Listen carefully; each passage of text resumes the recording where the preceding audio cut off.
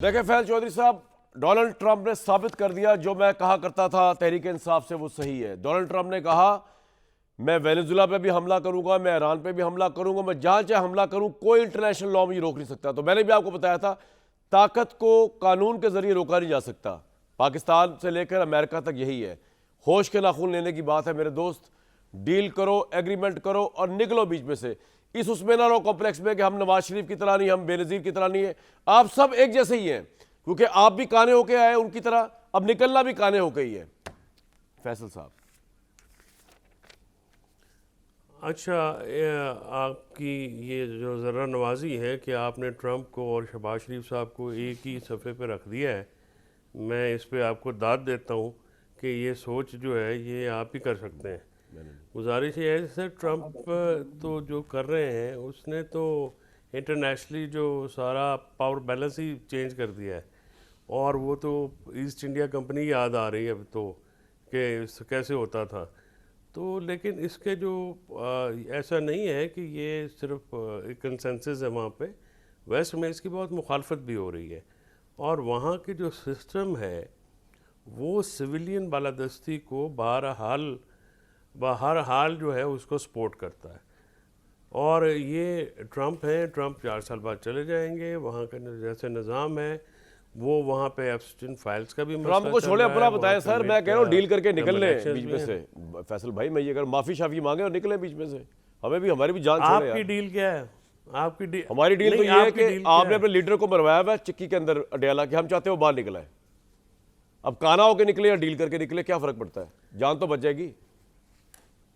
ये डील है। नहीं, गुजारिश ये है कि ये अब आप जो बात कर रहे हैं ये मेरे बड़े भाई मियाँ जावेद लतीफ़ साहब को तो वारा नहीं खाती। वो तो कहते रहे चक्की जी रहन, वो तो बाहर निकाल नहीं सकते। और ये सारे मामले के ऊपर जो है वो फरीक हैं मियाँ जावेद लतीफ़ साहब और एस्टैब्लिशमेंट है जी नवी कहानी पाई है। नून लीग नूं ते एक बिल्कुल है और जलजला आ गया उत्ते क्या है कि नवा कट्टा खोल दिता कामरान शाह साहब ने। मैं तो अकल की बात ही कर भाईजान, सकता हूँ बात सर। ये अब है नून कि लीग को समझना है तो dialogue आपको हो। आगे समझ, मैं ये चाह रहा हूँ।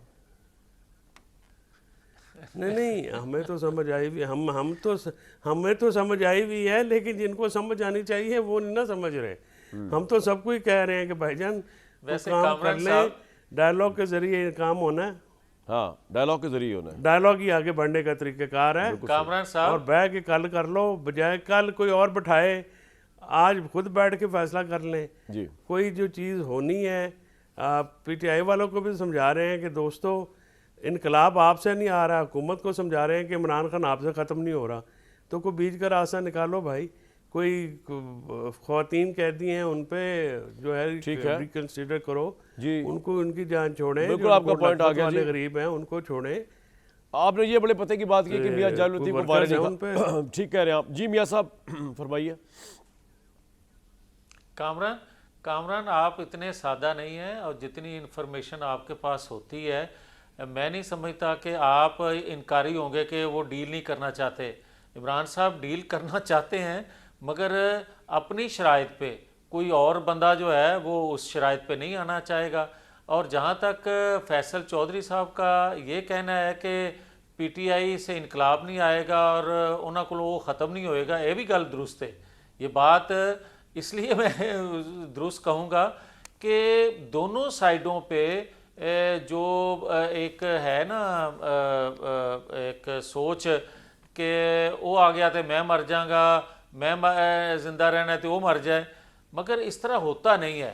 आज मुझे एक दुख से ये बात कहने लगा हूँ, जो ख़वातीन के हवाले से फैसल भाई बात कर रहे थे, क्या मज़हब को आप इस तरह लेके आएंगे जिस तरह सूरी जो था डिप्टी स्पीकर, उसने कहा था दफा इमरान करे यार, खान वो के चला कान गया, में निकल कि गया। मियाँ साहब मजहबी स्पीकर टच लेके जो- बह गए हो। नहीं नहीं इत्थे ईरान जंग यार, लगने नहीं की तैयारी हो रही है, यार पाकिस्तान बात में तो प्रेशर सुन ले। फैलेगा। जी जी नहीं नहीं यार, जी जी, कामरान बताएं, ना बताएं। करो यार, एक अच्छा, सेकंड बताएं। मुझे एक जुमला कहने की इजाजत बोले दे बोले। दे। इमरान खान के लेवल की बात किया करिए, ये सूरी कहने वगैरह लगा के हूं, चक्रों में ना पड़े यार। अब मैं ये कह रहा हूँ मगर मुझे ये कहने की इजाज़त दें कि यार अडयाला के बाहर आप धरना ज़रूर दें, आप देते हैं, मगर कुरान पाक लेके वहाँ बैठ जाना, मैं बड़े अदब से और बड़े दुखी दिल से ये बात कहने लगा हूँ जो मैंने टच का मजहबी टच का जिक्र किया था, इसलिए वो बैकग्राउंड में मैंने बात की थी कि यार आप एहतजाज करें, जिस तरह का मर्जी करें, खुदा ना खास्ता आप कुरान पाक लेके बैठे हुए हैं, लाठीचार्ज हो गया है, कल कोई और इशू उसी से बन जाएगा। मैं ये कहना चाह रहा हूँ खवातीन को भी ख्याल करना चाहिए। ठीक है कि वो कुरान शरीफ लेके वहां ना जाएं, क्योंकि तुसी तो लाठी मारनी है पंजाब पुलिस ने, तुसी कह रहे हो जो कुरान शरीफ की बेहरमती ना हो। बहुत शुक्रिया, आपने ये एडवांस होकर सबको बता दिया।